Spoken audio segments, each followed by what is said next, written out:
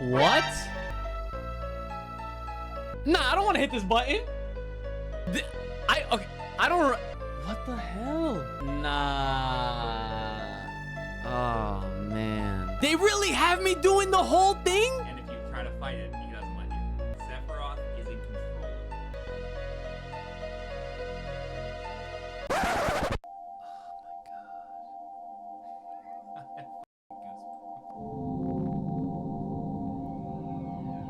One boss fight later. His pal, you are a puppet. See who said that? Genova, Okay, who's the last person? who was Sephiroth. Oh, we did it! We did it! Oh, history! Finally. So my thing is this. I feel like. Don't. All right, I'll save it. I'll save it. I'll save it. I'll save it. Bye bye. We're done here.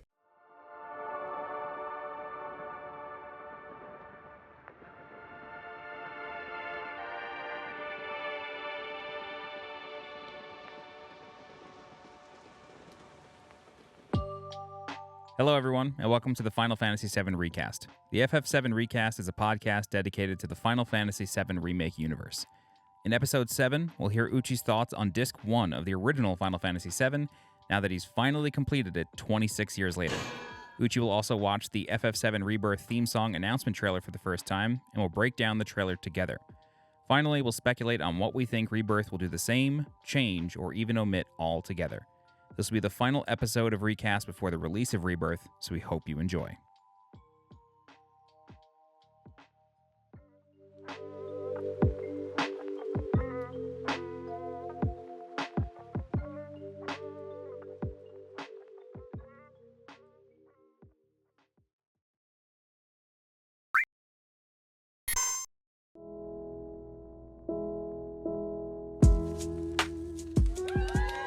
Wow. Look at that. We are here and we made it. What a room. If only you guys could see what we were seeing. The amount of work that has been put into this by this gentleman here and whoever helped him set this up is crazy. I'm just a guest in this room, but being able to be on the first one of whatever you film in this room is crazy. It is. And I'm very proud of you. I appreciate that wholeheartedly. I really do. With all things considered, because obviously, I've been doing this for quite some time now. A while. Yeah. Yeah. My phone. So yeah, but this is an interesting way to come back. But hey, guys. Hello. We're back for RE-CAST. In person, by the way. I'm in New Jersey for the first time. I've never been in this house before. We've known each other for 20 years. Pretty much, yeah. Yeah. 15, 20 years. First time over here. Recording the 7th episode of RE-CAST together in person. That's crazy. 7th. We didn't even plan that part. No, that was not planned. The last episode we recorded was 6 months ago.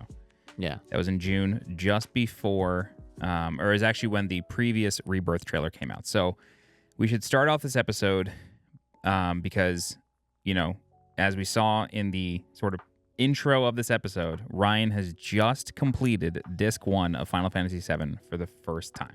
Yeah. And long time coming. Literally. When he told me that he had completed Temple of the Ancients and he was ready to move on, I said, we should really record what you're about to do. I didn't tell him what was happening. He knew Aerith dies, whatever, but yeah, I did. he didn't know what led up to it. And so I really wanted him to have that moment just for himself on camera, and it's so special. So now that you've finished it, I have some questions for you. Okay. All right. Number one, how do you feel now that you're effectively a third of the way through the game? It's closer to half, but how do you feel? First of all, it feels amazing. Number one, because again, it's very rare for me to beat games, especially nowadays. True. If I beat a game, it holds some sort of uniqueness, some sort of special feeling, it's important to me in some sort of sense of the word, because to just share really quickly, I've obviously been a big fan of Pokemon. I've literally gotten every single main game Pokemon since Red and Blue. I've played every single one since Red and Blue. For the first time in my life, last year, when Scarlet and Violet came out, and I got Scarlet version, it is still sitting in the wrapper. Have you ever finished a Pokemon game? Yeah. Okay. Yeah, all of them. Like all the main ones. This is the first time you finished. haven't. This is the first time I haven't, which is, I guess I share that really quick just to kind of give you guys some perspective on like how adulting has just completely taken over my slammed. life. Yeah, slammed to the wall and whatever. But yeah. So the fact that we're now here on the 7th episode of RECAST, and I finally defeated a disc. Yeah. With End you of there. part 1. Yeah. It means a lot, and it's been a long time coming. So I'm just really happy, but I'm also super surprised At what? at the fact that like I knew how like Aerith was gonna like die. Yeah, everybody's seen the cutscene. Everyone has literally seen the cutscene, right? So, but the thing that I didn't remember from that same cutscene is the before and immediately after. Mm-hmm. And now that I've seen that, it is baffling as to how my perspective on this entire game has changed. Okay. In a positive way. So what has changed? The fact that I had a feeling about this whole Sephiroth Cloud situation, where they're like linked, connected. Like I was saying that, like in previous episodes that we did, I was literally like, is Sephiroth like controlling Cloud? Mm-hmm. And you didn't want to like 100% confirm it for me. I probably said maybe or something. Yeah. And now, the moment as Cloud is going up to Aerith, and like I'm expecting for like the cutscene to happen, and Sephiroth just drops down like you see in like GIFs and shit, right? So instead of that immediately going to that, I am now given this surprise of Cloud is approaching. He takes the Buster Sword out. And I looked at you, I was like, what? Yeah. Bro. They make you do it. Sephiroth makes you do it. He makes you do it up until he does it. Right. Up until your party tells you to stop. But then that's the twist even after. So then you get thrown a boss fight, which I was just like, what? Yeah. There's a boss fight. And then Aerith's theme is playing. Yes. One of my favorite things in video games is when the battle music doesn't come on and instead whatever is playing in the background comes on. And for the first time, I'm playing through Chrono Trigger. I've never played this game before. I started it years ago on DS, but then I left my DS on a train. And that sucks. Yeah, it sucked. I still have the box for the game and the poster that's inside. Like I have all that. I just don't have the cartridge. But anyway, I brought my SNES Classic back to New York with me. I'm staying here for the holidays and started playing through Chrono Trigger for the first time. And there are several places in that game where that happens, where like you're just going through a dungeon and you're going through a gauntlet of enemies, but it's still playing the dungeon theme. Right. And it's like, it makes those moments really impactful. Yeah. And with Aerith's theme especially, playing from the moment that cutscene starts, basically, to the end of disc 1. Like, it plays the entire time. Yeah. And it just, like, that's what I was looking for. That's why I wanted to, like, sit next to you while you did it. Because, like, that's what makes it really impactful to me. Yeah, yeah. Is that her theme is playing when she dies. Yeah. And you have to fight a fucking Genova boss right after. Oh, yeah. And can we talk about that for a second? Yeah. It's not an easy boss. Bro, all right. It's not even the boss I wanted to talk about. It was literally how Sephiroth leaves Cloud with a line. Yeah. And he goes, "You are." Or you will always be. You will always be, right? And then that's when the boss happens. Yep. And then the boss ends. And then it says Genova. Yeah. And then it was Genova that says, "You are always a puppet." Yeah.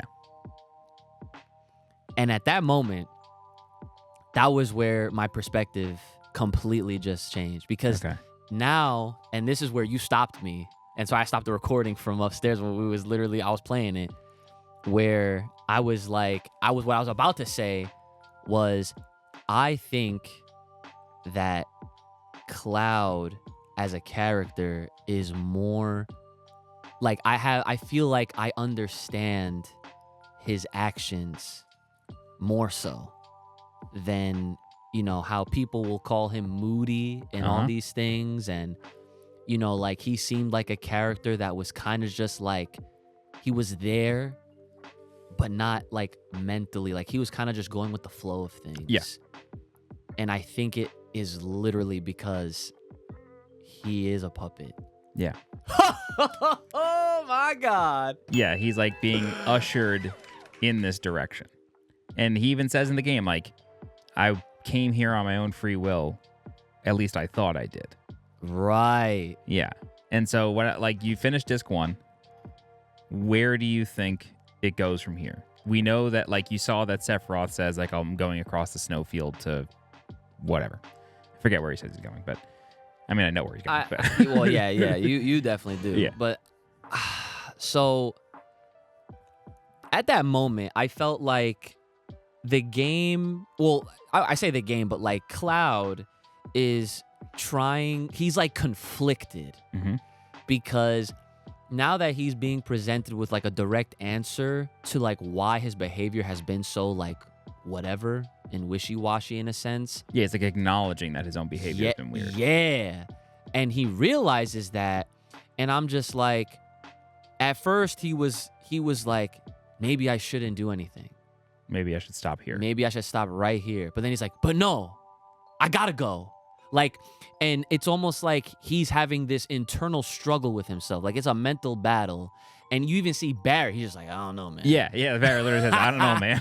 He's like, he's seeing Cloud having an episode. Yes. And honestly, I cannot wait to see that moment done in Rebirth. Okay, so, Because I can already, because here's the thing. Right now, the way we see it is, you know, these are like polygons and, you know, these very pointy type of characters. You know, it's a PlayStation 1 game, right? Yep. It's a PlayStation 1 game, and yet here we are, like, we're getting this great story, you know? Amazing storytelling. Yep. And it's so compelling. But they're obviously, like, they're just standing there. And we're reading the dialogue There's not much box. emotion being shown much. Yeah. So the point that I'm trying to make is that when that scene gets done in 4K, in 4K HDR at 60 frames per second, son, hopefully, you know that shit is gonna go crazy with the acting. Like, fully voice acted. Okay. With the new face technology that they have on the PS5 version. Oh yeah. So here's what I'm gonna say right now. 2024, Rebirth is Game of the Year.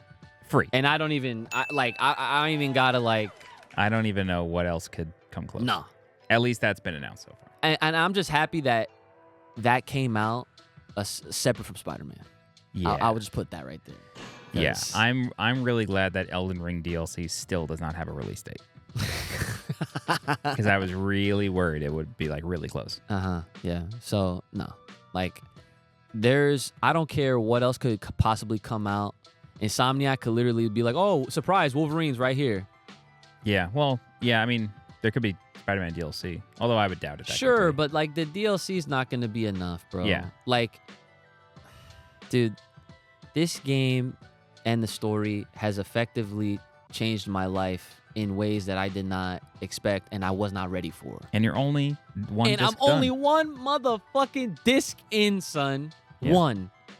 And it's crazy because the way I've been playing this all throughout my life, in a weird way, it's almost like all of this was meant to happen. Yeah, we were talking about that before. You know what I'm saying? Because, like, fun fact for all the RECAST fans, like, Johnny was supposed to come over like last year.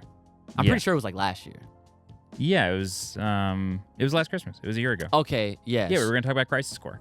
That's why the Crisis Core episode got delayed. Yes, right. So we ended up doing it like normal, like, you know, from like our homes and stuff like that. And so then we did an episode like this year, earlier. Yeah, we did January for the Crisis Core reunion recap, and then we did the new trailer in June. Yeah, so then we did 6 episodes in total. Right. What episode number is this? 7. Bro, that couldn't have been planned any better. And that was the world. That was the universe. That was the ancients or some shit. You know what I'm saying? That was Genova controlling everything. Yeah. Genova controlling the pace of this shit. Yeah. Yeah. So yeah, like that was a very long, I guess, winded answer to your question, but this shit has me like really I didn't need any more understanding of why this game is as hyped as it is, because I've always been a fan. I've always loved it. Mm-hmm. But yeah, it's a crazy moment. It just got higher for me. So yeah, bro. Yeah. I'm ready for this trailer. I will say the game only continues to get more serious. Like it gets like dire. Mm-hmm. Like now you have the real motivation. Like this dude killed her. It's time. Yeah, and it's like, it's so funny how, in a very strange way, like obviously back in '97 when the game originally came out, it was given to us on PlayStation 3 discs, right? PC had like 4 discs though, right? Something like that. I think PC was 3. I heard it was 4 on PC for whatever reason, but that doesn't matter. It's possible. I don't remember. I had it, yeah, but I don't remember. I know 8 is 4 discs, as is 9. Oh, that's OD. Yeah, that's crazy. But like, so to my point, like, we got a complete game in '97 that was divided into 3 discs. Yes, it is like a true trilogy. Kind of. Disc 3 in the original is just the final dungeon and like a bunch of extra side stuff. Okay. Oh, okay. I gotcha. So the final dungeon is quite long. Okay. It's got an incredible theme song. Well, in comparison to like how long disc 1 is, like it's like 3 hours. Oh. Unless you do all the chocobo questing, getting all the extra materia, like exploring all the islands, all the optional boss fights, like then it's long. Yeah. But like that's completely optional. Okay. Yeah, I just wanted to say that, like, I really feel like even for a game that came out in '97, the fact that they gave it to us in that way. Yeah, it's a complete package. To now see it how it's being given to us again, but not really, because it's not a, you know what I'm saying? Yeah, it's a requel. It's a requel. That's right. That term right here. Yeah. Right here. So, yeah, man, I'm just like, this is insane. Like we are truly in a wonderful timeline for video games. Agreed. 2023 was an insane year. Yeah. And I'm just like, I'm very happy that even for someone that has essentially, like, I've missed out on just even beating the original. Sure. But like, the funny thing with me is that I beat enough of the first disc to play Remake. Yeah. You know what I'm saying? Yes, absolutely. So, and now you've played enough to maybe play Rebirth. I don't know. Right. Depends on what they do. Right. So, but now that I've played past this, well, yeah, I'm on this 2 now. Mm-hmm. Now I'm just like, I got like 2 months until Rebirth, give or take. Literally. I mean, it's February 29th. So like, I could put a little bit more into it, get farther in the game and all that, just Definitely. to kind of, get more of the story and like the things that take place. But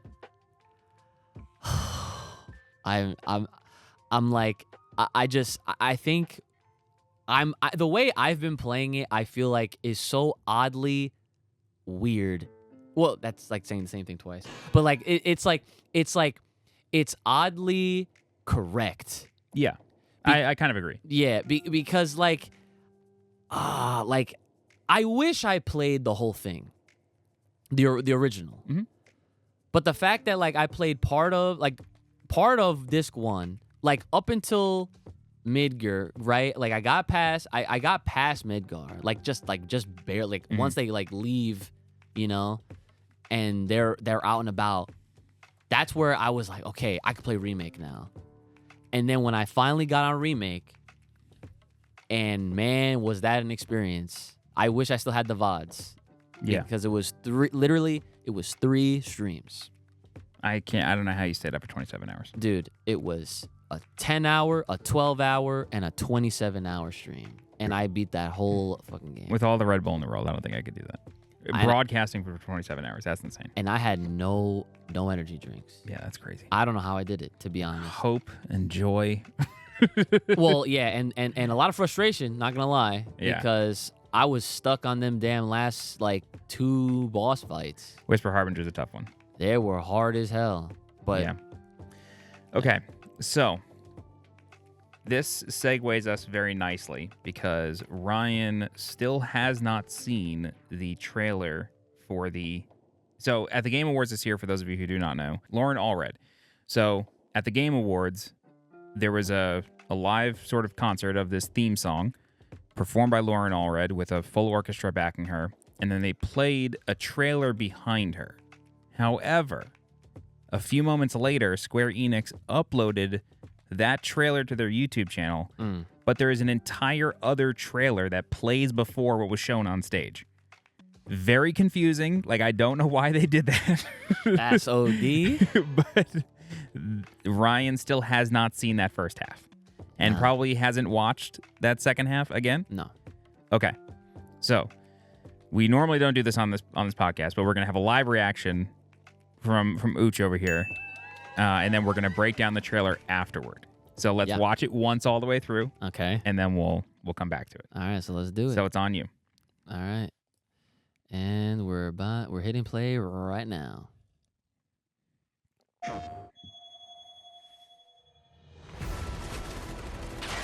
I'm feeling every single bullet. Their ire manifests once more. Do not underestimate. That's Wutai. No? Your foe. Sephiroth. What am I supposed to do? Their luck runs out, but mine doesn't? I'm the only one who gets a pass? Sometimes. What? I don't even know who I am. I forget things everyone else remembers just fine. And know things I've got no right knowing. Cloud, it's okay. You saved me before. Now it's my turn. Is it you, or is it the pooch? There's a new character? Messing with you. That Possible. Is our man. When fate sets us a challenge, we must rise to meet it. He's from the saucer. Big Dio. Aerith, is there anything I can do for you? I want to help. Ooh. Damn, the summons look amazing. Incredible. Jesus. Look at me, Barret. You think I want Marlene to see what her father's become?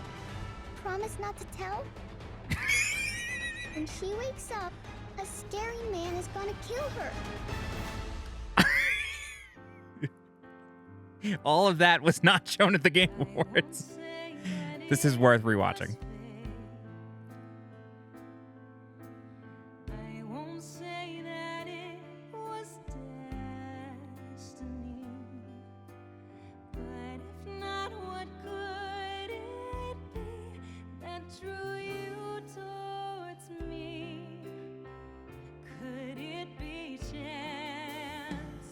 What the hell?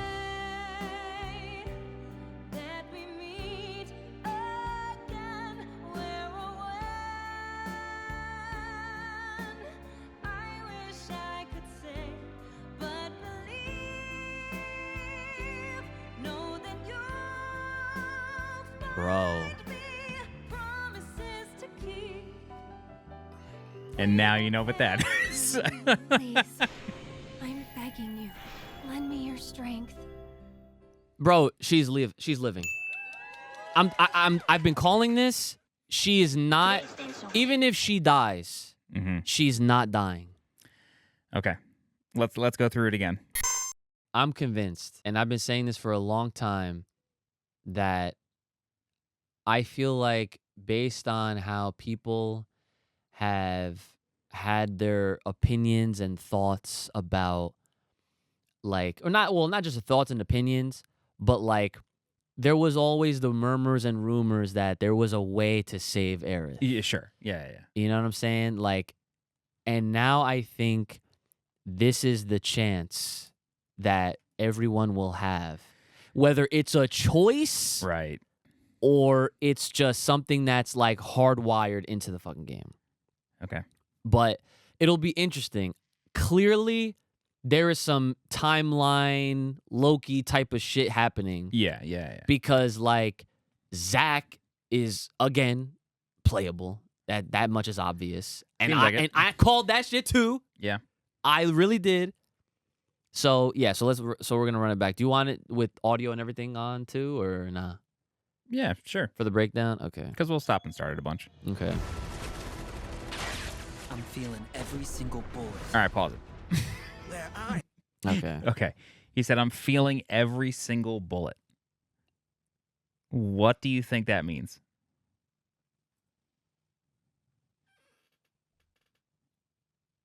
Dude, he survived his death. Like the scene where he's getting shot down at the end of Crisis Core, that must be what he's talking about. That's what I think, at least. So you think he, like... Explain that. All right, so when he says, I feel every single bullet. Or I'm feeling every single bullet. Okay, all right. So at that moment, that could either be what I was just trying to say, like it's like a point where, like when he was getting shot at, and like he was like getting bombarded by all these friggin' people, Mm-hmm. or it's like a current, like right now, and he is somehow like he's invulnerable. Okay. Like, because like Interesting. yeah. Okay, that was not my theory. Yo, but that's the thing. We, as the fans, have played these games, right? Uh-huh. No. And are still questioning his fucking existence in this shit. That was the biggest surprise in Remake. Exactly. I was not expecting anything to do with him in that game. Exactly. So, with that in mind, the fact that he's here, we don't know how. Nobody knows how. I truly feel like if we're going to take that line deliberately, my man is on some like OD Super Saiyan shit. And who knows? Like, I mean, I'm sure we're probably going to be leveling him up and all that. Yeah, I think he's like, there will be chapters where we play as him. Right. However, like he might feel a little broken. He should. Mm-hmm. Because he is technically the same, maybe not the same power level as Sephiroth, but like he is the same rank as Sephiroth. He is an actual soldier first class. Correct. Okay, that's a good theory. Yeah. My theory is that he can feel what was supposed to happen to him. Like he can feel the other universe. Yes. I just wonder how they're gonna depict that. Right. You know what I'm saying? Yeah. Do they remake the final cutscene of Crisis Core? I think they would have to show us. I don't know. Fuck. All right. Does this game acknowledge it's a different universe, or does it just sort of like let you play in it? Well, and then at the end, it's like, oh, it was different the whole time. Like, obviously, but you know what I mean? Like, do they make that a twist for people who don't know? Mm-hmm. Yeah. I don't know. Okay, well, let's keep going.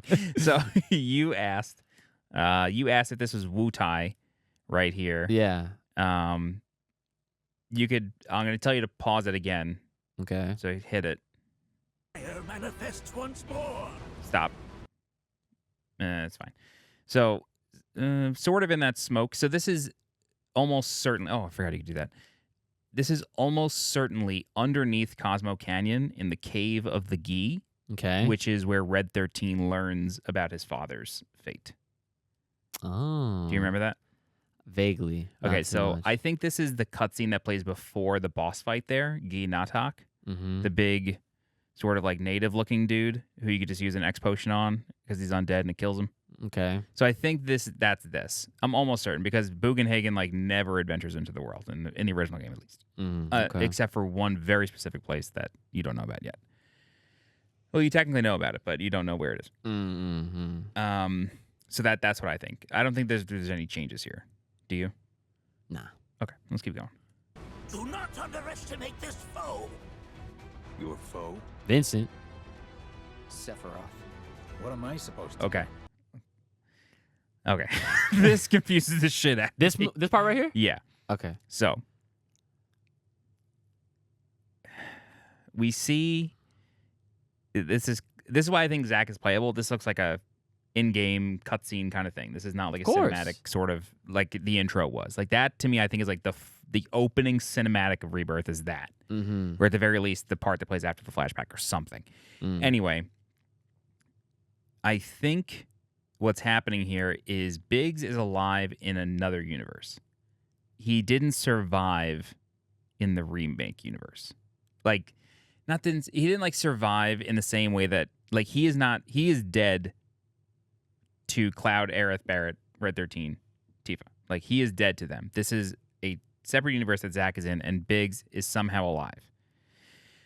I don't understand. Like, I think what's happening here is if you remember in the previous trailer, it opens up and Cloud, or at least Tifa, Barret, Red 13, and Aerith look like they're dead, and they're being like put into a helicopter. Yeah. So I think this is that. Okay. Because on the poster that is shown in a second or two, they are all crossed out, as is Jesse and Wedge. This poster right here. The only one who gets a pass? Okay, so Wedge, Jesse, Tifa, Barret, they're all dead, except for Biggs. This is like a wanted poster. I think I think this is it right there. You nailed it. So in that universe, like, one, what happened? How did they die? Right. And two, Aerith sleeping in the bed at the end.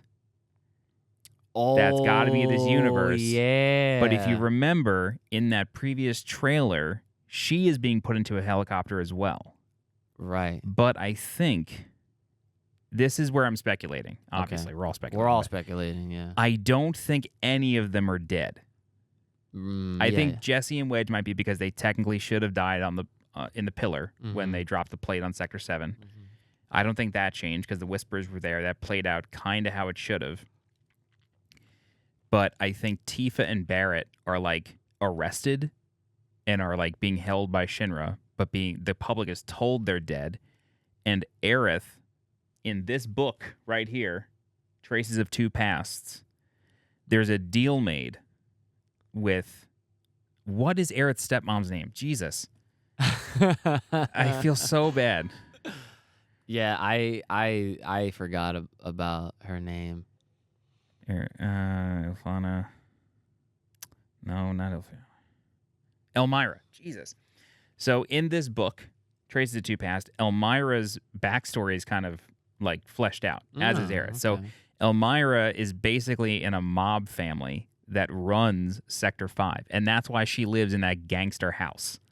Ah. So she's like part of that family. Yeah. I forget whose dad it was, whatever, not that important. But I think, so in that book, there's a deal made where Aerith is allowed to, Shinra allows Aerith to stay in that house as long as they can keep an eye on her. Okay. So I think Aerith being in that bed is Shinra keeping that deal and saying she can stay here, but she's pretty fucked up. Yeah, yeah. And so that leads me to believe that Tifa and Barret are not dead. Yeah. They're just prisoners. And then I think Zack is going to be playable. Like Zack is going to have to break them out of Shinra. Oh. And then you get the party back together. But instead of Cloud, you're playing as Zack. And then maybe their abilities are tied. Like what you unlock with Cloud in Rebirth, Zack gets, and they are linked. Oh yeah, because they're the heroes, right? And that's like how you get away with the power creep. Like maybe Zack does have some gangster shit, but like that's how you get away with the power creep and not having you constantly feel like every time you play as Zack, now you're neutered again. Right. Yeah. Right? Like, or maybe Yeah. their levels are tied, or something is tied to them. Maybe. But I think this poster is bullshit. Oh, it has to be. Yeah, like your speculation is actually very like I think it's likely. Yeah. Like I feel like you're definitely onto it right there. Like you probably figured it out. I'm not even gonna lie. It would be nuts if it was, because I've been thinking about this for like weeks. Yes, sir. But yeah, I think the poster is bullshit. And I think like Biggs, maybe you play as Biggs. Like maybe Zack, maybe Biggs fulfills Barrett's role. Maybe Barret really is dead. But Biggs teams up with Zack and is the range character.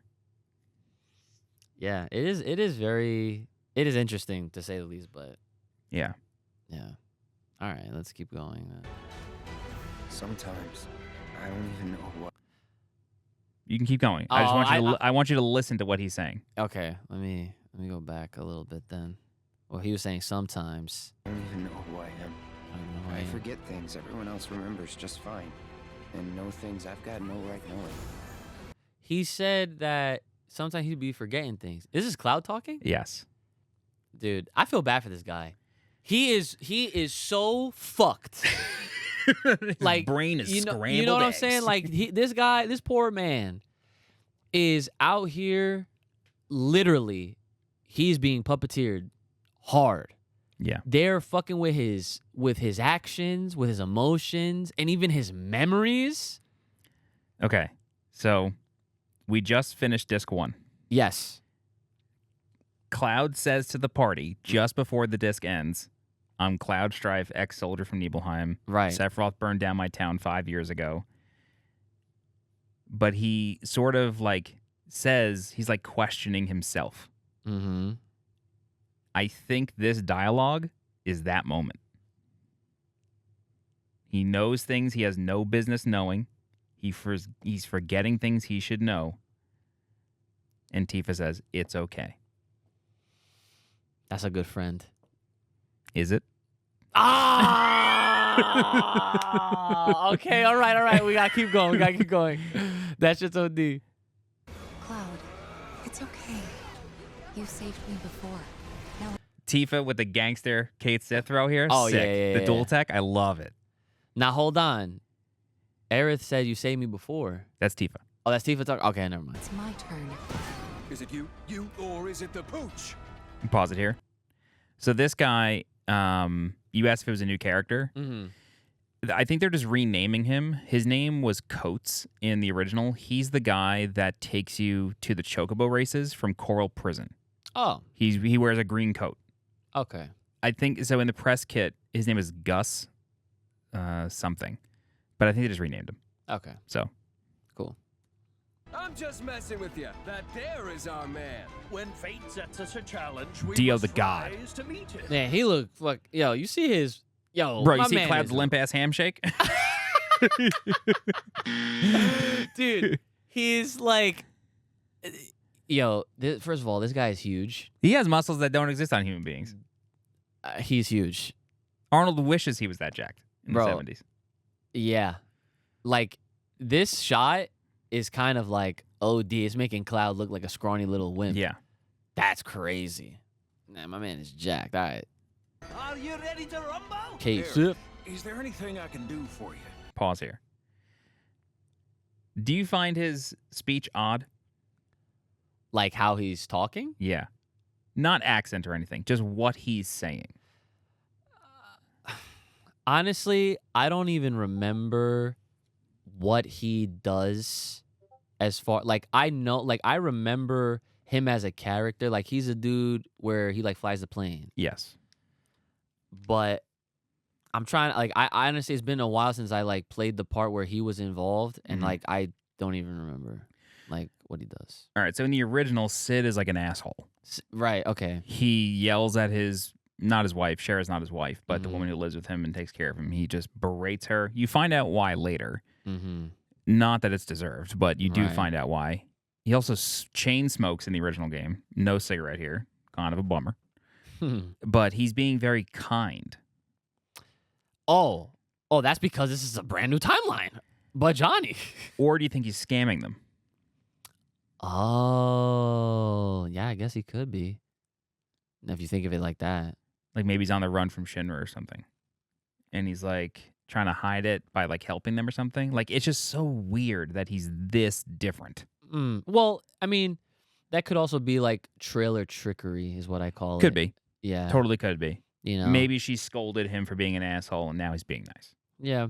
Yeah, like we're for stuff like that, we're truly going to have to see like how contextually things, you know, are Yeah, like of laid course. out. Yep. Because like that little bit of a line is enough to really just be like to get us to be like, oh, look at Yeah. him, he's acting different. Like Sure. could you know? But then in reality, the entire time, he's the same Cid that we all know. Okay. You know, but we'll see. Like Yeah. we'll see if that actually does play a part because like I think there's so many different things that we're obviously gonna be breaking down. That could be like one of the things that's like on the lower end of like all the like crazier, important absolutely. type shit. You know, Yeah. so that's my thought on that. One thing I will say is Square released a press kit with like a ton of information. Mm-hmm. We won't go over it in this podcast, but basically they outlined Cid's function in Rebirth, and he flies the tiny Bronco, which we'll see it's right behind him. We'll also see it flying in a couple seconds, but he flies the party around in the tiny Bronco from to different airfields. So it seems like that might be a quick travel option. I was just gonna say role in this game. Yeah, he's the quick travel guy. I doubt he's playable in Rebirth. If Vincent's not playable, Cid's not playable. Yeah, like that was actually something that I was wondering, and I kind of don't think that they're going to bother with trying to make give you the option of having like this big party or like having like you're gonna have characters selectable. Yeah. I agree with you though. I don't think he's gonna be one of them. I would be surprised if he's even an AI character.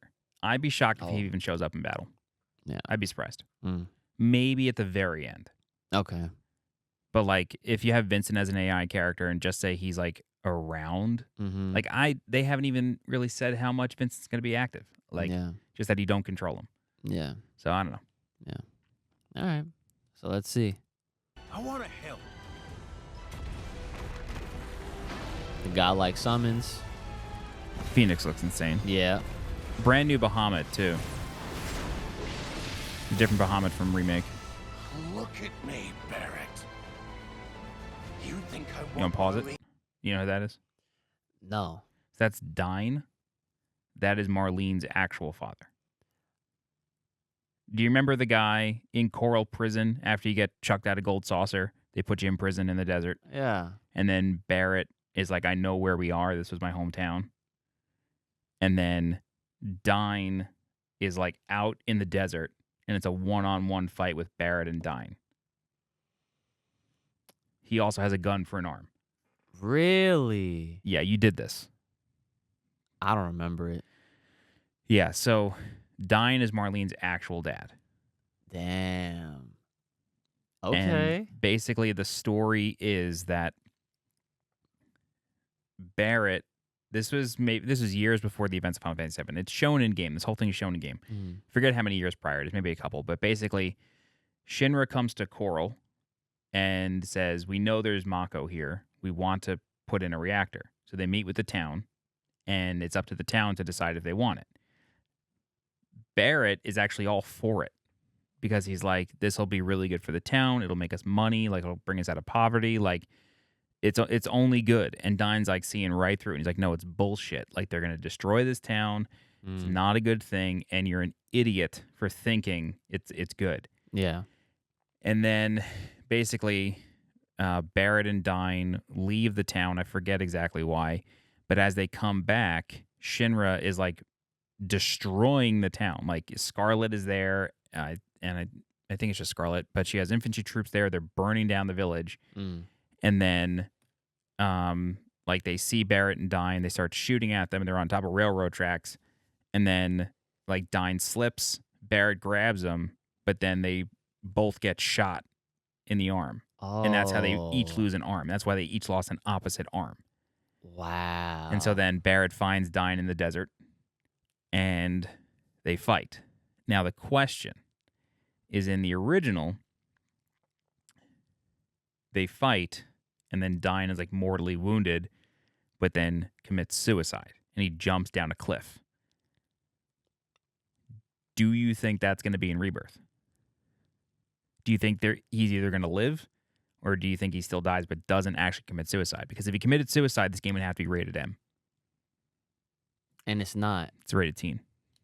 So he's not. And if he does, they're gonna write it in a way where it's like appropriate. Where, you know? So my understanding, like the way I always interpreted it in the original, was he was going to die anyway. Like, he just got shot to death. He's like limping away from Barret towards this cliff and chooses to jump. Right. You know? Like, he went out on his own terms. Like, that's how I always interpreted it. Okay, so this right here, this is backstory. This is probably gonna be like a cutscene. I feel like this, he's scarred on his face, so I feel like this is either pre-boss fight or post. Like, this is boss fight time. Mm-hmm. This is not the flashback. Okay. Yeah. All right. Okay. To see what her father's become? Promise not to tell? All right. Pause. This right here is nah. All right. So we have Zack, Cloud in a wheelchair, or a chair, slumped over, Mako poisoning still, Yup. and Marlene. Yup. Okay. Question becomes, how, like, at what moment does the alternate timeline happen? Because Zack and Cloud were on their way to Midgar way before the events of Final Fantasy VII. Like, that's still Crisis Core. The plate for Sector 7 still has not fallen. So Marlene shouldn't be in this house because Aerith brings her there. So what is the timeline? Like, what is the actual events that have occurred in Zack's timeline? It seems like when we got that, like, after credit scene, if you will, at the end of Remake, and we're seeing him walk out with he was with Cloud, right? Yeah, he was like holding him. Yeah. They walk past each other. The two parties walk past each other. The two parties walk past each other.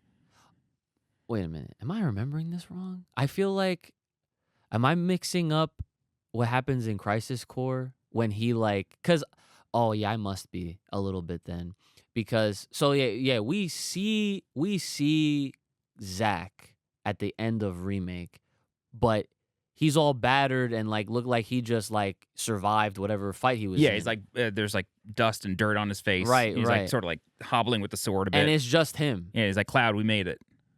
Or did you see that, Cloud? He says something like that.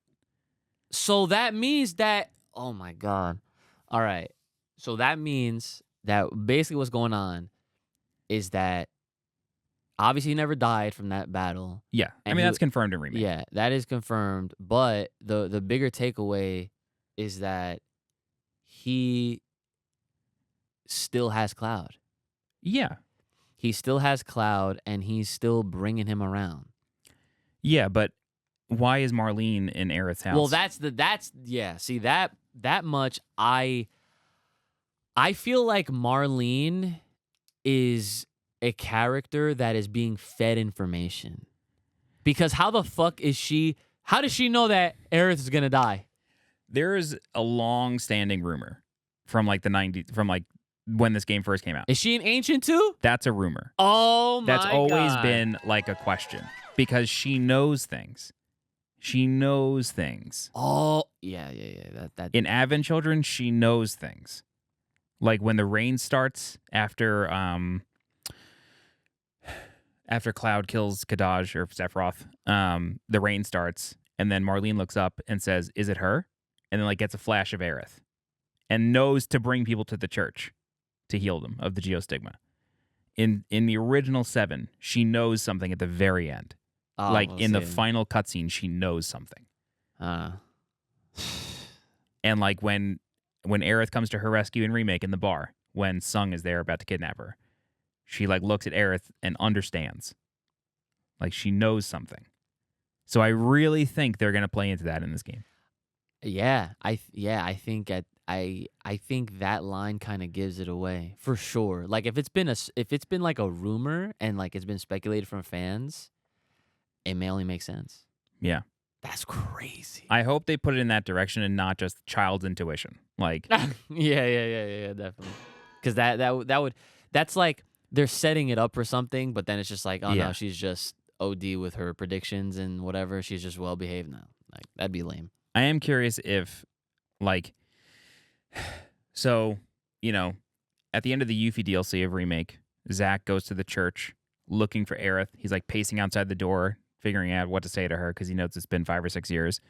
And then he opens the door and is stunned, and it seems like there's like people that are like fucked up, like they've been through something. Yeah. So I'm wondering if in the time it took Zack and Cloud to like walk to Midgar, figure out what to do, probably hide out for a while from Shinra, the events of 7 kind of took place, and the plate did fall. The party did go to Shinra. Shit happened there. Genova escapes. Like, I'm wondering if it's like parallel, like the timelines are actually lined up, but different. Yeah. Because I don't get why she's in this house. I don't either. This is them just scrambling with our heads and our brains, trying to just have all these questions ready for them so that the intrigue is just super high and that everyone just fucking buys this game to figure this shit out. Yeah. I also think they're showing Zack more because of Crisis Core. Like Reunion, like I think now people know who he is, so they're ready to show him more. That's what I was telling you before, because when they announced that game, I literally was just like, yes. Yeah. I like everything happens for a reason. Yeah. Everything happens for a reason. They purposefully put out information and giving us insinuations that like, nah, we're not doing nothing extra. Yeah. We're just doing fuck that. They was lying through their teeth, bro. Yeah. Like the story needed to be told again. Yes. And the fact that look. Crisis Core was untouched. Basically. Remember? Yeah. We were playing that and we did episodes on it, so go back and listen to them. That's how this podcast started. Was Crisis Core Reunion getting announced? Yes. And we were hoping that we would find even a smidgen of a change. Yeah.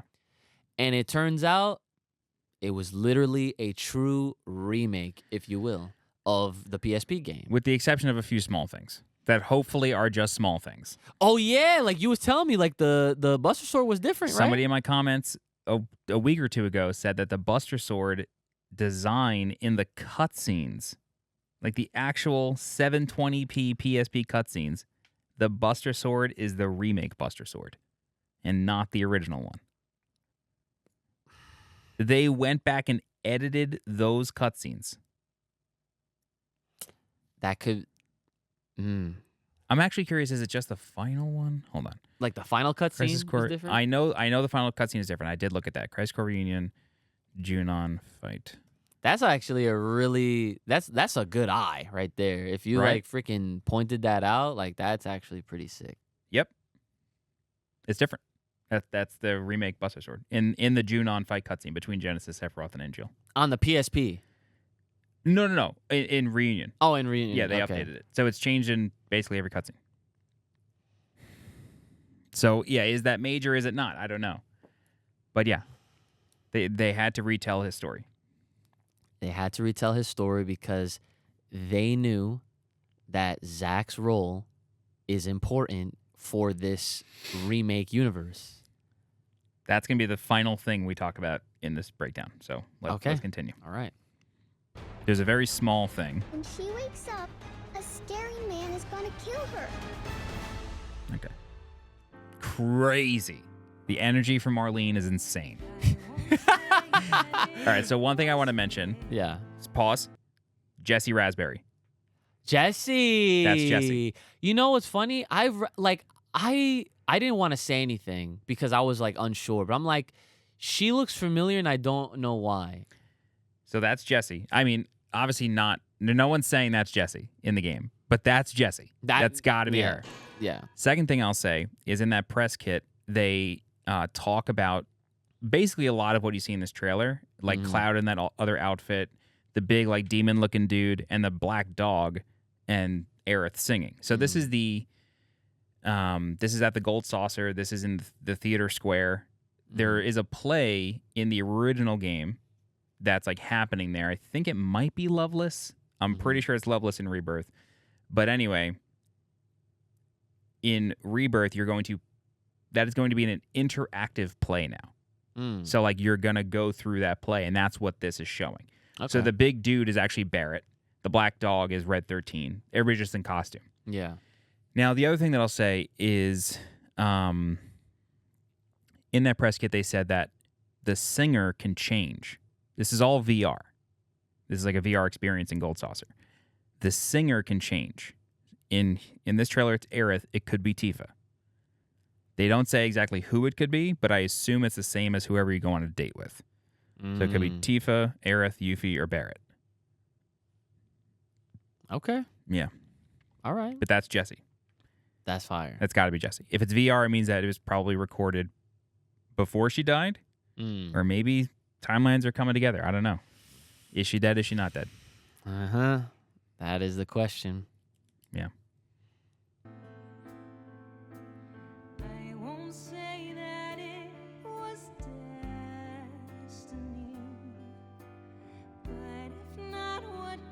That outfit is sick on Barret. Yeah, it's cool, right? I mean, they've shown, Cloud and Costa del Sol in the t-shirt on the Segway. And like we know there's Chocobo armor and all sorts of stuff from the gameplay previews, but I'm really hoping you can just like pick outfits and rock the game with different outfits. That would be fire. Yeah, and like after the play, you get to keep this outfit.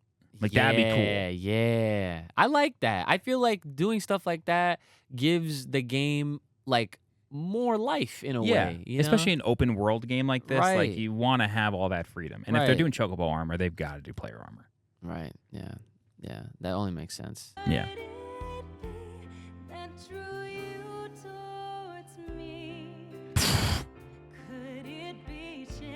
That's the date.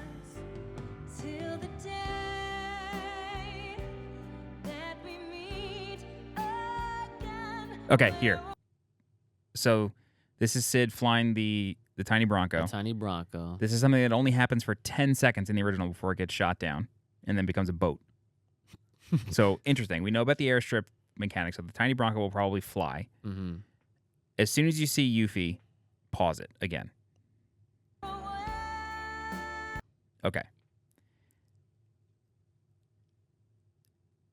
Okay, you pause it really quick, and that's fine. But we're going to watch this. Okay, see how she's, like, lifting out of her chair? Yeah. I'm going to spoil something for you for Disc 2. Okay. You may or may not briefly go to space. Oh, she's looking at space right now. I think this is a fake out. They show the tiny Bronco, but then they show Yuffie kind of floating, making you think that she's just flying in the tiny Bronco. But I think they're in the rocket ship. Oh, trailer trickery. You see what I mean? Because she does kind of look like she's floating for a second. Yes. That doesn't happen in an airplane. Unless they leave in orbit. Okay. I haven't seen anybody talk about that. You're onto something. I could be crazy. I could be just looking way too deep into it. But I don't know. Yeah? Well, I like that. I like the thought. Yeah. All right.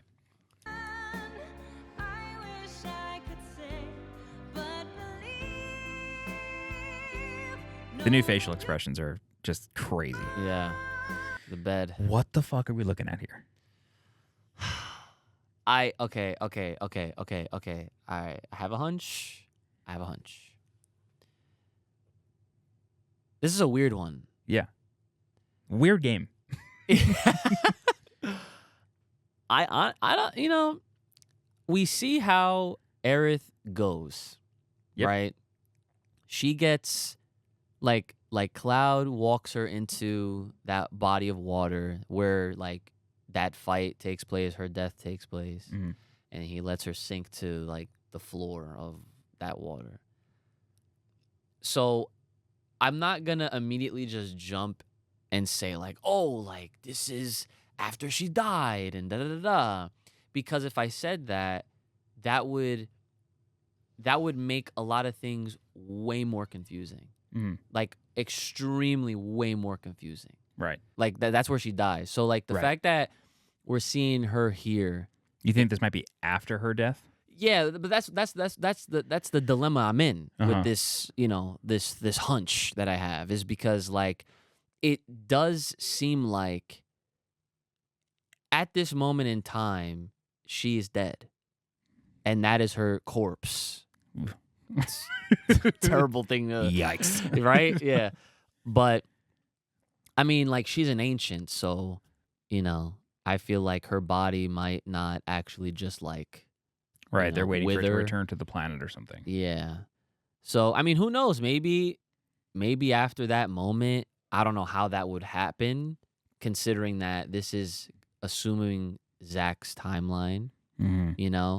because as we see, Cloud is still like in the corner. Yeah. And like slumped, still in the poison. So it's like something happened to Aerith even in Zack's timeline as well. Right. So that's why I'm going back to what I'm saying. Like this can't be a shared moment, because like things can't happen as they have happened in the original and then somehow just blend and mush its way into Zack's timeline. Like it's so weird because I don't know, like it just wouldn't make sense. Yeah.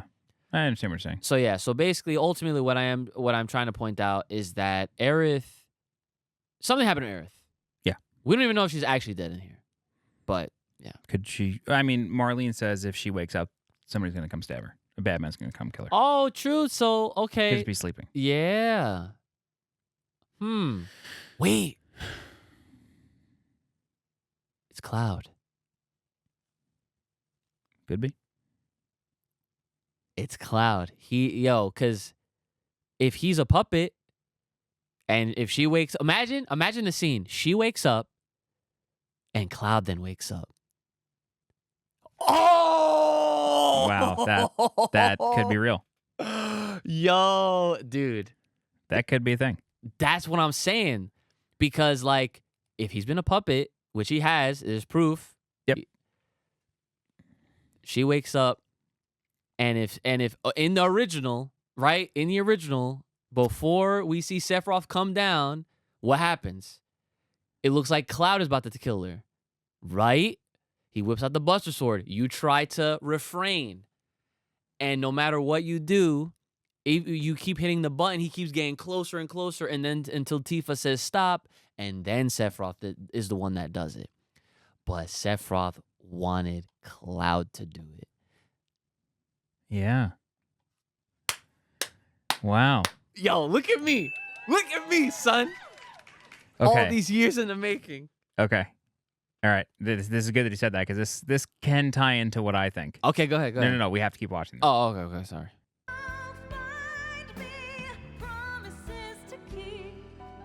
Okay, stop.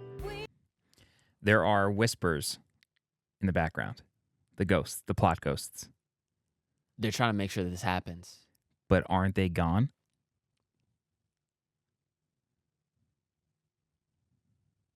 Doesn't seem like it. Okay, so a couple things.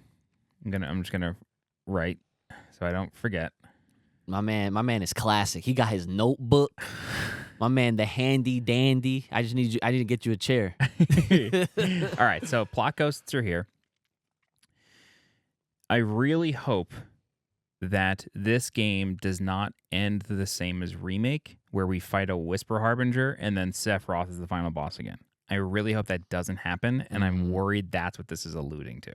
Oh, I see. You don't think we're going to fight that same boss? I don't want to. I think we'll fight Genova for sure. That's what I'm saying, yeah. But that's a Whisper Harbinger right there. Like, those are the plot ghosts, you know? Yeah. I hope we fight Genova again. I mean, the Genova theme from Remake is one of the best songs in the whole game. It's outrageous. It is OD. Okay, so that's one thing I'll say. It's very weird the plot ghosts are here, considering we destroyed them in Remake. They went away. Yeah. What does that mean? Could this mean that this is just a vision? This is a dream? she's remembering something. Hmm. I don't know. Yeah. Second thing I'll say is to tie into your theory of Cloud waking up. Okay. My theory, I shouldn't say this is my theory. A few friends came up with this theory. We talk about this a lot. Mm. They think that what's going to happen is it's going to play out the same exact way. Mm-hmm. Cloud is going to get real close to doing the deed, Mm-hmm. but then Zack is going to show up. And like the two Buster Swords hit. Yeah, they clash. And then that saves Aerith. Yes. Maybe Sephiroth still shows up. Maybe he doesn't. Mm. But that's where like the worlds collide. Like that's the moment. That's the incursion. That's the incursion. Oh, yes, yes. Where like Zack shows up in the remake timeline. Not the like he crosses over whatever weird universe he's in right now. He crosses over into the regular. I think that's why those harbingers are even there in the first place. Right. They're trying to make sure that doesn't happen. Yeah. I think that's essentially like, even though we think we're done with them, they can still just come up. Okay, now to tie into your theory, Mm-hmm. you just talked about how like there can't be parallel moments. Like there can't be like if two things are happening at the same time, like pushing it into each other's timelines, like doesn't make a lot of sense. Yeah, it's like weird. It's weird. Okay, what if Cloud in Zack's current timeline, Cloud wakes up, tries to kill Aerith, and Zack stops him. And then at the same time, he stops him here. Like something happens to push him into this universe, and Zack stops him here. Yo. Or at the very least, it's just a parallel moment. Well, that is going to be an interesting point in how they get to that moment and explanation for the story itself. Yeah. You know what I'm saying? Because like obviously we're getting to play two sides of a story. Yep. We're playing Cloud and the party, and then we're playing Zack. Possibly with Biggs. Right. And Zack is going through shit that for us is going to be very new. Mm-hmm. This is like additional content. Yeah, this is its own thing. This is completely original shit, right? They better not have the Crisis Core music during those Zack chapters, because that music is ass. Yo, no. All right. How are you gonna react when Zack's fights happen and you hear activate combat mode? I'll lose it. I actually kind of like that voice. I never liked it. I got used to it. It plays in Armored Core too. Really? Like when the mech turns on and you start a mission, it says like combat mode engaged or something like that. Okay. Combat mode activated. Oh, okay. So it's Yeah. like It reminds me of Crisis Core every single mission. Yeah, Yeah, nah. I hope that music is good. I hope it doesn't cross over into this shit. Yeah. But yeah, no, I think that ultimately what would have to happen for the story to just obviously like start making more sense of everything. Like with all these like incursion possibilities and, you know, this and that and the third. I think that what's going to end up having is how you and your friends like thought it out, and that is why those harbingers are there, because like they're essentially like the time police. They're the TVA. That they are. And they're like there to essentially be like, yeah, no, like Preserve the sacred timeline. yeah, we're trying to make sure that certain things happen. Yeah. So How do you think something summoned them back? the fact that Zack's existence somehow leaking into this new like timeline, because I don't know. I mean, like somebody, like, do you think someone summoned them again? Like knew that they were gone and said, I got to fix this. Let me cast some ancient incantation and bring them back. What if it was Marlene? I'm cooking. Wow. Oh, man. Hey, this is what I do. What can I say? I got him. Wow. Yeah. Marlene knows things. Marlene knows things. She does. Okay. You were about to say something else before that. Oh, yeah. I'm like, I get lost in my own thoughts, to be honest, because like this shit is crazy. Like, it Mhm. really is. It's like it's super fun to talk about and to like speculate because it could be so many different things. And I really like what you guys said with like, if Zack saves Aerith from Cloud, which was my portion to this like Yeah. grandiose theory. If at that when that happens, what if that's a trigger moment and something happens, a fucking portal or whatever, and like that's when those two moments essentially like make some sort of a collision and Zack just appears Yeah. and prevents Cloud from being the one that kills Aerith. And who knows? I think it would be really interesting if this entire game we are literally just playing two separate games and two stories all together. And like it's almost kind of like, in Spider-Man, we're playing as Miles. Yep. Then we play as Peter. You go back and forth. And you go back and forth. Sometimes at will, if you want. Yeah. They have their own missions, their own side quests. Yeah. And here we are seeing another example of that for Final Fantasy. However, it's not like in here. Here they're gonna be separated until this happens. Okay, so another theory a few friends of mine have is that like someone has to die. Now, do you think that Cloud dies and then you just play as Zack in the party, the third game? Or do you think Zack dies in this game? Yeah, so there's a couple things. There's a few angles that you could write that. Yeah. I You mean, know what I'm two saying? people are alive. Well, one person is alive who shouldn't be, possibly two. But that's what I'm saying. That's literally what I'm saying. It's like we have choices that we're gonna have to make, and honestly, that might affect the third game. You know what I'm saying? Because like right now, we're on the assumption that this is Aerith's moment Yeah. where she's gonna get nixed. Is it though? Right. You know what I'm saying? The last time the Whisperers were around, we did not do what they wanted. Okay.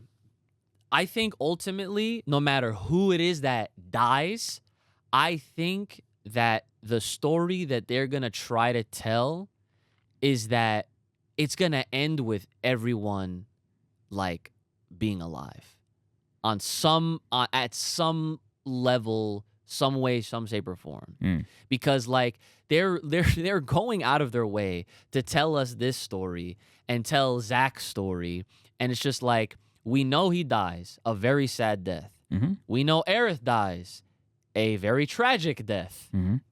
Cloud is the one that obviously survives through all of it. Mm-hmm. Aerith and Zack were like basically dating. Yeah, they were. They are lovers. Yeah. Pretty much, right?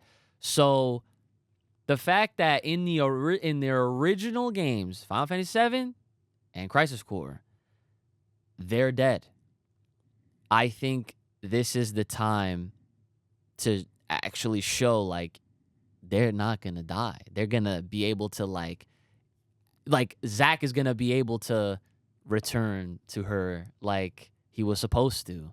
And like we might have like those full circle moments, and it would be interesting if Cloud is the one that ends up dead, and who's to say, like what you're saying, if Cloud is the one that ends up dying, and it's like holy shit, Zack is, because when you really think about it, Final Fantasy VII, the real hero has been Zack The whole time. the whole fucking time. Cloud over here thinking he's soldier.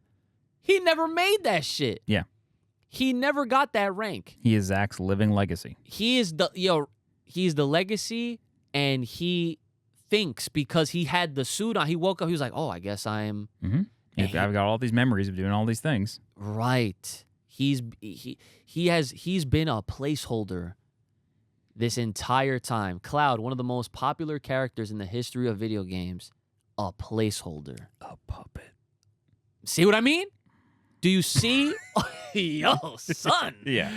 So that's what I'm saying. So like it'll be interesting if that does end up happening, because that's almost kind of like an Infinity War ending. Yeah. Type of a vibe where it's like you have everyone dying. In this game, you have a character you did not think dying. Yeah. But Black Widow stayed dead. Listen. One of them couldn't come. Two of them couldn't come back. Gamora and Black Widow. Yeah, well, that is true. A choice was made. And this time, like this, I think in this situation, they're proving that anything is possible. Yeah. And, you know, obviously everyone's, no matter what the speculation is, everyone has some sort of assumption that we are going to see these worlds converge into each other. That's what the key art kind of is showing. And that's like, at no point, except for one, are Cloud, Zack, and Sephiroth like ever in the same room together. And that's at the end of the events of Nibelheim. Yeah. Like, that's the only time the three of them are ever together. Yeah. Aside from like in the truck or whatever. Like, you know, like the events of Nibelheim are the only time they're all together. Right. And now Zack is alive in some timeline, Cloud's alive in this remake timeline, and Sephiroth is controlling everything. I just, you know, the thing that gets me is when you really think about it all, and like, it's so sad because it's like, I like Cloud. Yeah. But my man was literally just a sub.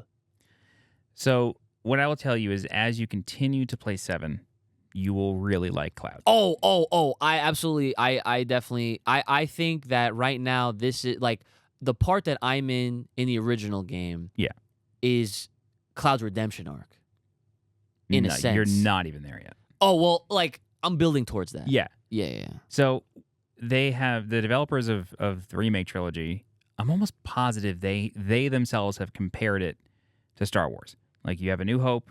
It's kind of a self-contained thing, ends on a cliffhanger, you know, because in A New Hope, Darth Vader just gets like shot away. He doesn't die. And like, they did that because they were like, we don't know if this is gonna be successful, so we don't know if we can make the trilogy we want to make. But then Empire Strikes Back, the Empire wins. Luke doesn't have a hand. Han Solo's in carbonite. The Rebel Alliance is shattered. They're spread out all throughout the galaxy. The Empire deals a huge blow. And then Return of the Jedi is the final part where Luke redeems Vader. And like the circle becomes complete. Yeah. And like they've kind of compared this trilogy to like at least the story arc, as maybe it's just really Max who's done the most speculation on that, but like my man, it makes Max. the most. It makes shouts to Max. It's like a very common trilogy kind of thing. That's how trilogies go. Yeah. The second part, the bad guys win. Right. So, I don't know. And like, all I know is like, so this is, it's like the last note that I have in the run of show here is the developers have said that in Rebirth, we will go through all of the locations up to the Forgotten Capital, but in a different order. Okay. I believe they said Wutai is out. Like, Wutai will not be in this game. Although they did kind of show it in the last trailer, like, very briefly. But I think it's just a cutscene. I don't think we're actually ever going to go to Wutai until the third game. But knowing that, like, I'm wondering, is this even the end? This moment? I don't think it is. Like, because we could go to the Forgotten Capital immediately. Yeah. And you checked it off the list. You went there. You did what you said they were going to do. Yeah. This is crazy, bro. They didn't say the game ends at the Forgotten Capital. They just said you visit all the locations through, like, up to the Forgotten Capital. Right. Yeah. And that's the thing. They have been feeding us information in very peculiar ways. Yeah. You know, like everything that they say, they show is intentional. Absolutely. And even I feel like some of the things that they have said, that they say, no, we're not doing this, I still think it's fair. Like the fact that, I mean, listen, man, we got Crisis Core Reunion. Yeah. I never expected that to be a thing. And this is a guy that literally, like he just said, didn't expect it. I never expected them to ever touch that game again. Like, I remember, the funny thing is, I actually remember asking you, I'm like, yo, I'm trying to play some Crisis Core. I said, watch it. Yo, you did say Don't play it, watch it. He said, and then, boom, the reunion happened. And I was like, bro, some crazy shit is about to go down in the main game. Yeah. I'm feeling every single bullet. When she wakes up, a staring man is gonna kill her. So, any closing thoughts? Anything we didn't talk about that you wanted to talk about? I honestly think I'm good. Because I got a lot out and more that I was not expecting to say. Okay. So, for me personally, I'm not watching anything else. Right, Like, yeah, you said that. Yeah, I think the next trailer they're going to release is a story trailer, and Square Enix story trailers are the most spoiler-heavy trailers in the industry. And you're not going to see those? No. Have you ever watched the remake story trailer? I probably did. They show Cloud, like, you know how when you finally kill Sephiroth in that boss fight, it plays a cutscene and Cloud, like, runs up and, like, goes to hit Sephiroth and then the whispers explode? They show that in the story trailer for Remake. Oh, so you're not... But, well, they've been... Well, did you... When you saw that, what did you think? I didn't watch that trailer. I watched it after I finished the game, and I said, are you fucking kidding me? Like, why would you have shown that? Okay, well, I mean, like, it doesn't mean that you would just know. You know what I'm saying? We knew where Remake ended. We knew that it was just Midgar. They said that from the jump. Yeah. At no point in OG Final Fantasy VII do you fight Sephiroth in Midgar. Oh, you don't okay, fight I get you. I get you. Yeah. So, I'm not watching anything else. Nah, that's fair. If they release a demo, we talked about this last time. We know that there was a press demo, which was the Nibelheim flashback, as well as under Junon, or Junon Harbor, through the bottom swell boss fight with Priscilla and the Dolphin. The press played that earlier this year. Neither of those have been released yet to the public. Final Fantasy 16 got a demo like a few weeks before the final release, maybe a month before the release. I asked this last time, but do you think we're getting a demo of this game? I don't see why not. Okay, that's exactly what you said last time. Yeah, because I think if they want, obviously, people to, buy it, play it, I think that it would make a lot of people happy, for one. I'm sure everyone will hop onto it. And I think it's like an optics thing, where if a demo is out there, what does that mean? That means everyone's gonna be streaming it. Everybody's gonna do content. Yeah. Everyone's gonna do breakdowns. Everyone's gonna be like, oh, like Easter eggs off of a fucking demo. You know what I'm saying? I think that will, again, be really good for optics, because when all of that stuff happens, you're gonna have more and more people that maybe weren't, or like were on the fence for this, like it's literally like we are a part of their marketing team. Yeah, absolutely. We as fans are a part of marketing. That is free marketing. Yeah, for them. Sure. As fans, content creators, streamers, like we are essentially a part of Square Enix, but we're just like so low on the totem pole. We have no benefits. I drove past the office the other day on my way to the doctor. It's like right by LAX, and I like wanted to bang on the door, like let me in, like Eric Andre. Yeah. All right. So with the demo, for the remake demo was the bombing run, Sector 1 reactor bombing run.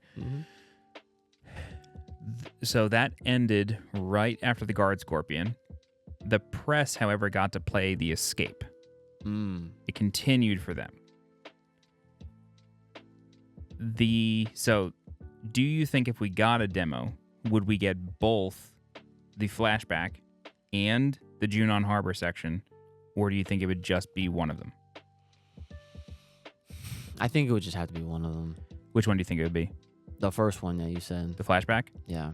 Okay. And the reason why I say that is because that was like one of the first like trailers that I remember we saw. So the first gameplay look was Cloud and Sephiroth walking to Nibelheim. Yeah, and everyone was like, that blew my mind.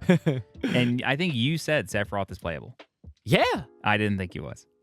Well, yeah, or at least in the fashion that he is, that we know now in Rebirth. Yeah, because there's a moment even in the original where like you technically do like you play. He is in your party, and you fight that boss and he one shots it. Yeah, the dragon. Yeah, so it's just like we're like that's the thing. Like when they do when games that are older get remade, even in this type of fashion, they have the opportunity to essentially expand upon those moments and to kind of give it new life, new purpose, and like a new experience, so that way like it's something that feels brand new, even though it's something you've done already, but not really. You know what I'm saying? Like, and even though that was just like a really, really short moment, I think for this game, what's going to end up happening is like, yeah, we're going to play a Sephiroth, even if it's for like 20 minutes. Yeah. But that's going to be a separate save file for people to be like, oh yeah, we're playing a Sephiroth, boom. Okay. So, next question. The Final Fantasy 16 demo was the intro of the game. It was quite long. It was like 3 hours long. Jeez. Pretty long demo. Ended with an icon battle, which is the summons fighting each other. You control that. Basically gave you like, it was the perfect vertical slice, meaning like it showcases pretty much every single aspect of that game in one demo. Okay. However, the save data, like if you cleared the demo, you could start 16 past it. Oh. You could just move right into like 16 proper and skip that intro. Oh, that's kind of fire. Yeah. Do you think they would do that with this? It would be nice. It would be hella nice. You know, because, I mean, for all obvious reasons. Like, I think that would be an interesting happy medium. You know, where like people were wondering, is your remake save file or, you know what I'm saying? Is that gonna? And now we know it kind of doesn't. No, right. You get some materia, I think. But and to be fair, it's like, how would that even be possible? Especially, I mean, sure, there's probably like ways to do that, but like, Dot Hack did that on PS2. Oh well, literally 1 to 4 games in a row. Oh, that's kind of one fire. save file, yeah. But so yeah, I think, I don't know. Like it would be nice, but I don't think that we're, you know, they haven't given us any kind of like guess or inclination that like you guys are gonna have all your shit, all your unlocks, you're gonna just transfer over. Yeah.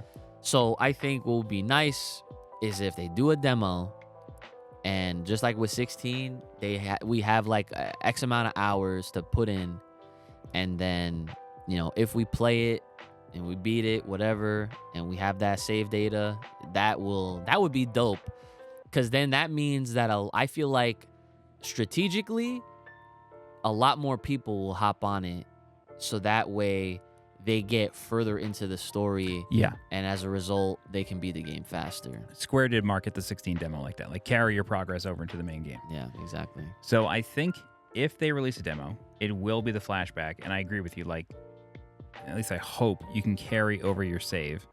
However, well, I'm not sure if in 16, I'd have to check this. In 16, if you don't have save data from the demo, does it even give you the option to skip it? It probably doesn't. I hope they would keep that. But the way this is just speculation, but the way I think it's going to go is if you do, so the demo that the press played ends after Cloud and Sephiroth defeat the Materia Keeper boss.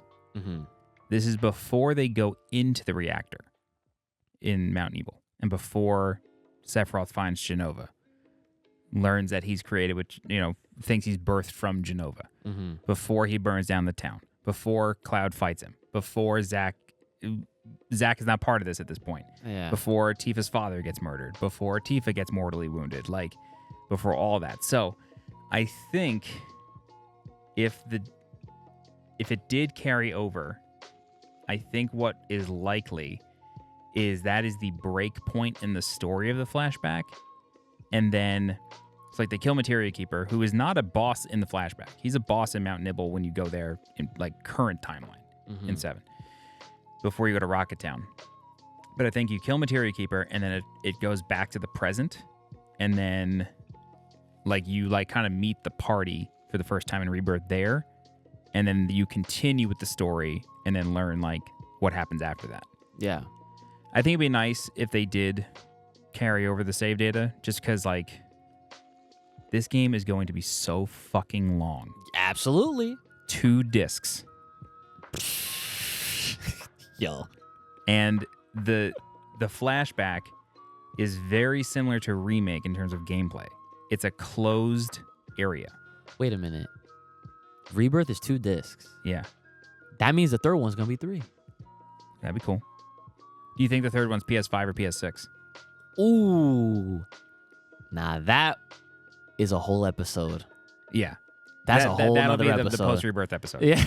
So, what I was going to say is the flashback from what we've seen from the videos released earlier this year is that it plays very similar to Remake in that it's a closed space. It's not an open world section of the game. It's a dungeon. And so I think giving people that as a demo and then transitioning them into the open world after, it kind of breaks up all the tutorialization that they have to do, because you have to teach people how to play the game in these dungeon settings. You got to teach people how to walk through towns, go through combat, do all that. And then you finish the flashback, you leave calm, and suddenly it's like, here's all the open world tutorials. So I think it breaks it up nicely. Yeah. And having that save data carry over helps. Yeah.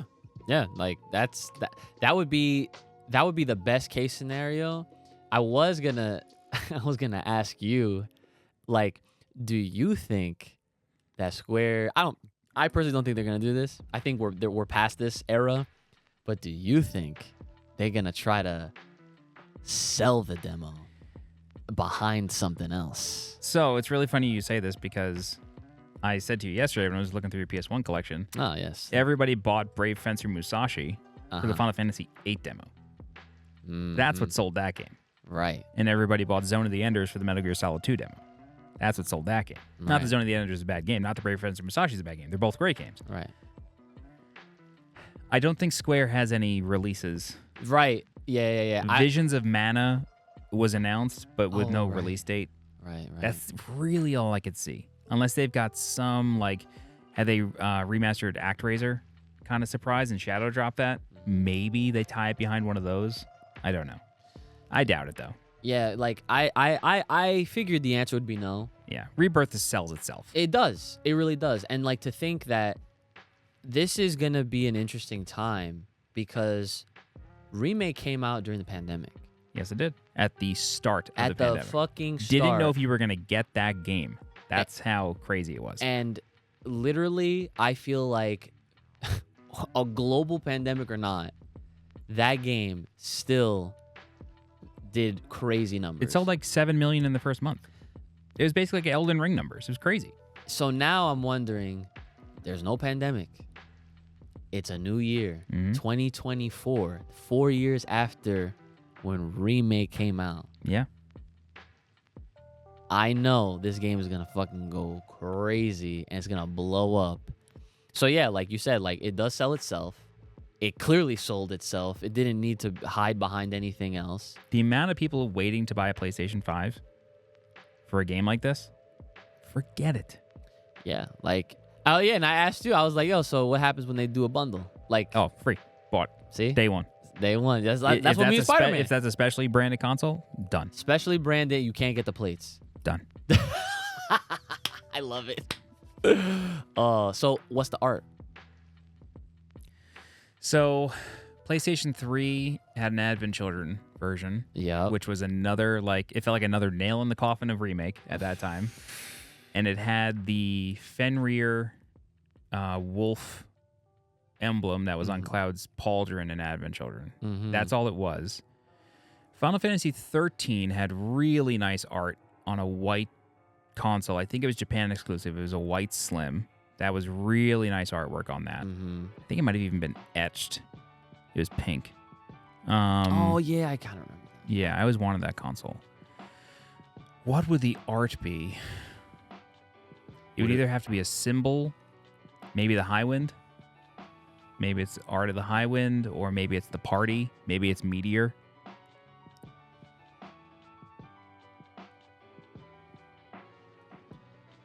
Or it's Zack. I don't know if I would buy it if it was Zack. Johnny hit the. Yeah, that killed it. No, Yeah.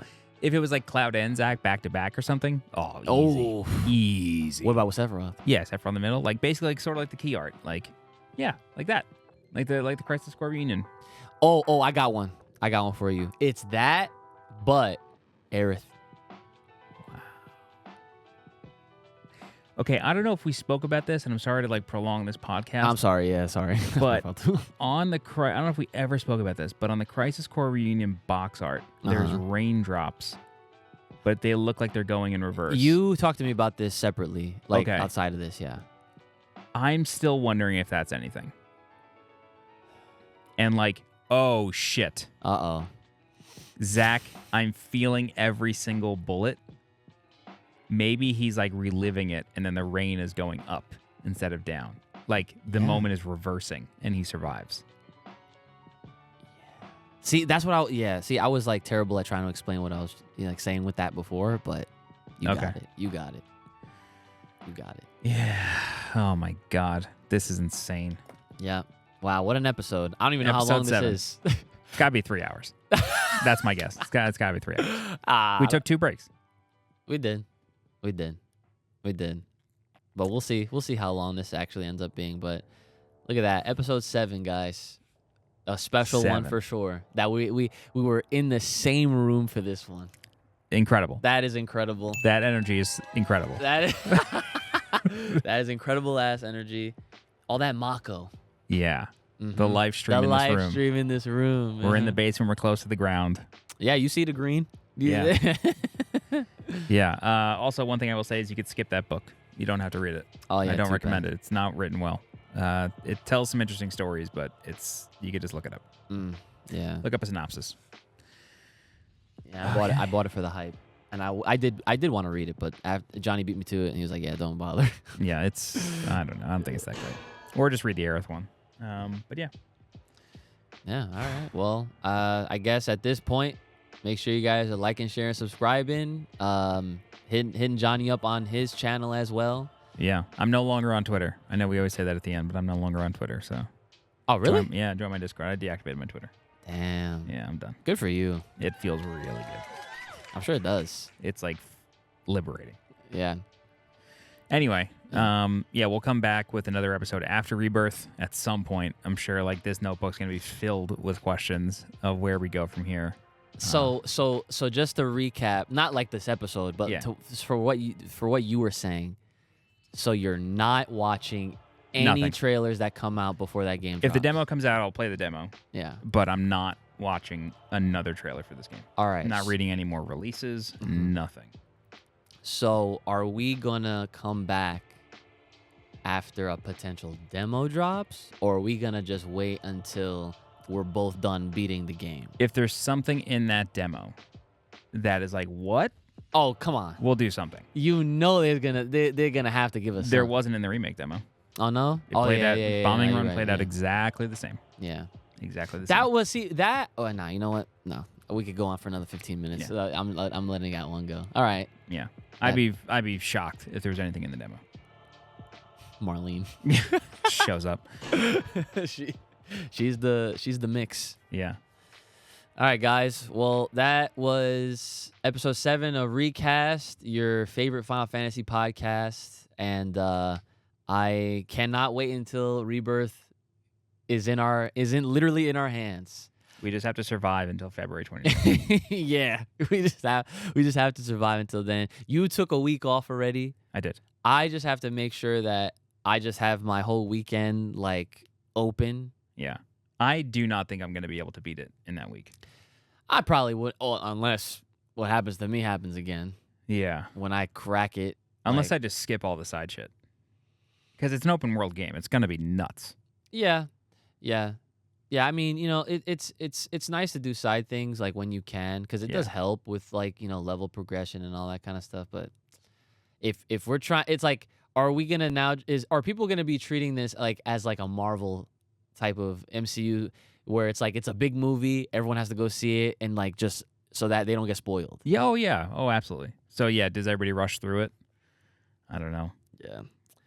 Well, guys, let us know your comments, all your thoughts, your theories, your speculation, all that, and we'll love to, you know, respond to you guys. And if you miss us enough, just let us know. Maybe we might come back sooner. Yeah. But that's on you guys at that point. So I like that this is sporadic.